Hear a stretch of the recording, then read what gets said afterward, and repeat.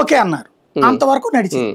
Scene cut చేస్తే ఇప్పుడు ఈ 12 నెలలు కాదట, పెన్షనర్ల అమౌంట్ ఏమో 2027లో 12 వాయిదాలకు ఇస్తారట. ఇటు వీళ్ళకి వచ్చేటప్పటికినేమో వీళ్ళు రిటైర్ అయిపోయాక బెనిఫిట్స్ ఇస్తారు కదా, అందులో జమేసి ఇస్తారట.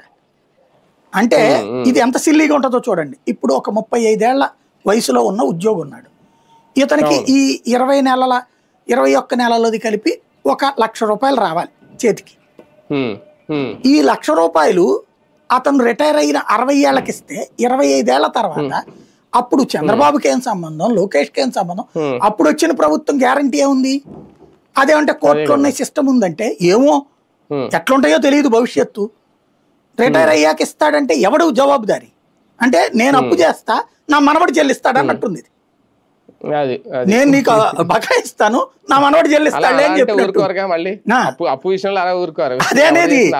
అది మామూలు అప్పులు అయితే గనక ఆస్తులు లాక్కుంటారు, ఇక్కడ ప్రభుత్వం దగ్గర లాక్కోవడానికి ఏం లేదు.